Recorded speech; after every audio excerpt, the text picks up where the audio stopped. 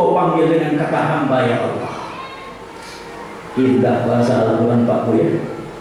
Subhanalladzi asra bi'abdi.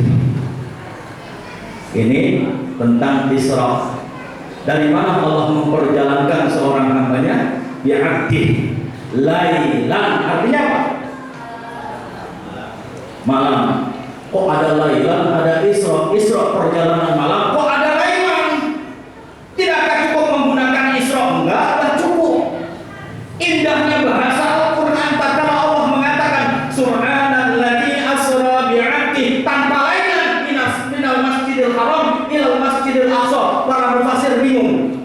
Allah memperjalankan Nabi Muhammad di malam hari, bermalam-malam, berminggu-minggu malam, berbulan-bulan malam, bertahun-tahun malam, tapi Allah menetapkan lailan takkid di suatu saat.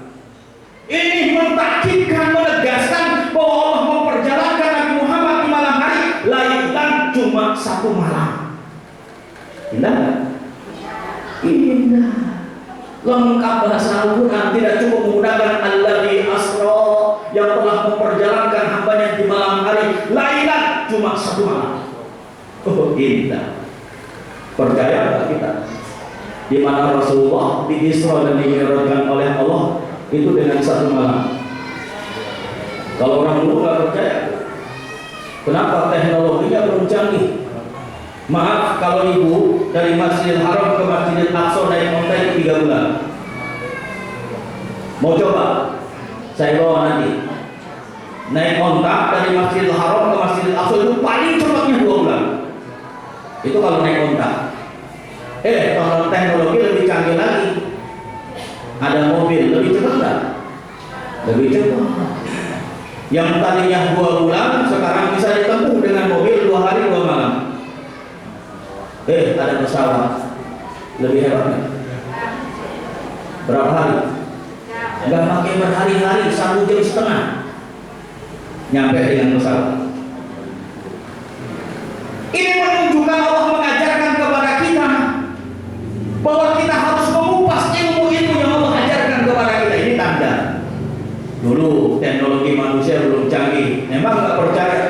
Tapi sekarang dibuktikan, oh iya, nggak sesuatu yang mustahil, sesuatu yang biasa. Kita kalau dari Masjidil Haram ke Masjidil Aqsa itu naik pesawat. Kalau orang dulu nggak percaya. Sekarang nggak jadi masalah. Isra dari Masjidil Haram ke Masjidil Aqsa 1 jam setengah. Bisa nggak kita tempuh mi'rajnya kita sampai ke langit yang ke-7 dengan pesawat 1 jam setengah? 1 jam setengah bisa? Nggak bisa. Jangankan pesawat, Apollo yang begitu cepat saya nggak mungkin nyampe. Kita bisa menempuh langit yang pertama, Pak Bu. Itu jaraknya antara bumi dengan langit yang pertama. Kalau kita tempuh dengan perjalanannya manusia, 1 hari bandingannya 50.000 tahun.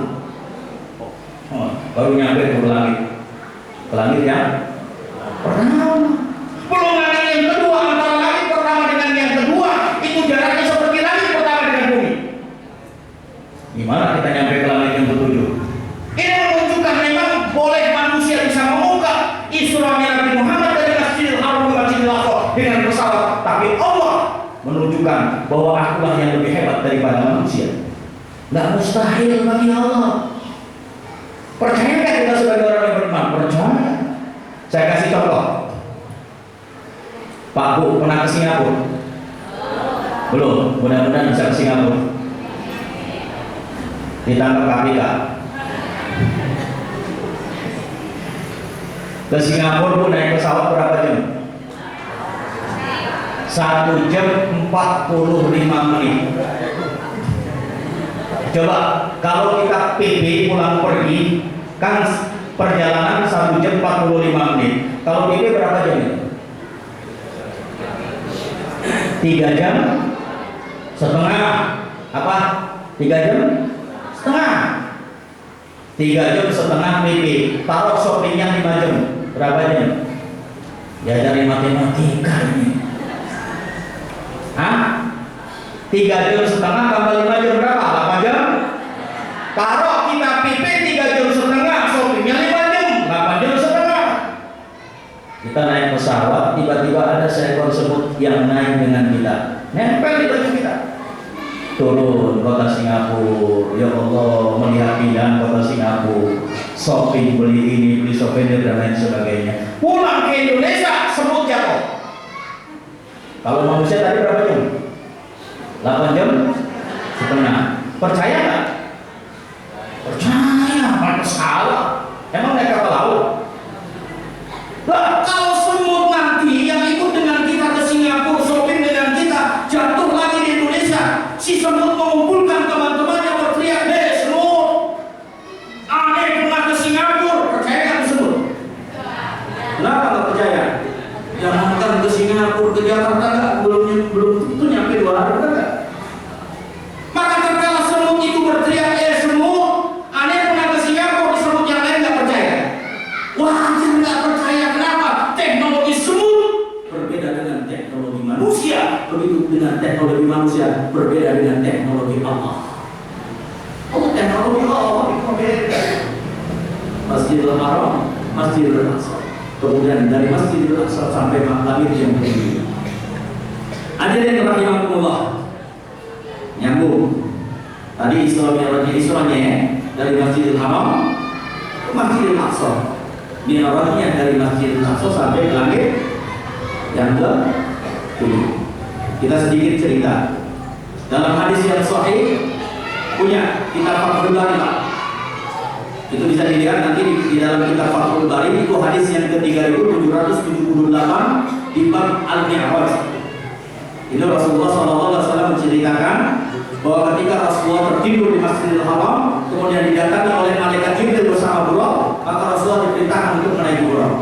Berjalanlah dari Masjidil Haram ke Masjidil Aqsa, kemudian dari Masjidil Aqsa sampai kepada Sidratul Muntaha. Ini ceritanya. Tatkala Rasulullah SAW menaiki Buraq dari Masjidil Haram ke Masjidil Aqsa, kemudian dari Masjidil Aqsa sampai Sidratul Muntaha. Ini melalui beberapa tahap. Karena Allah menciptakan langit itu berapa? Itu dalam hadis yang sahih, ketika Rasulullah SAW dari Masjidil Aqsa sampai ke langit yang pertama, kata Rasulullah, kemudian malaikat Jibril mengetuk pintu. Assalamualaikum. Maka penduduk langit yang pertama menanyakan, "Man anta, siapa engkau?" Maka Jibril menjawab, "Ana Jibril, aku adalah Jibril." "Wa man ma'aka ya Jibril, siapa yang bersamamu wahai Jibril?" Maka Jibril berkata, "Yang bersamaku adalah Muhammad." "Apakah dia utusan Allah?" "Iya, dia adalah utusan Allah." Dibukalah pintu langit yang pertama, dilihatlah Nabi siapa? Nabi Adam.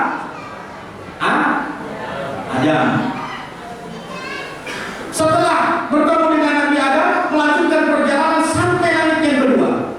Di langit yang kedua diketuk pintu langit yang kedua. Assalamualaikum, dijawab oleh penduduk langit yang kedua. Waalaikumsalam. "Man siapa engkau?" "Ana Jibril." "Aku adalah Jibril." "Wa man ma'aka ya Jibril." "Siapa yang bersamamu wahai Jibril?" "Ma'iya Muhammad." "Yang bersamaku adalah Muhammad." "Apakah dia utusan Allah?" "Iya, benar, dia adalah utusan Allah." Maka dibukalah pintu langit yang kedua, dilihatlah Nabi Isa dan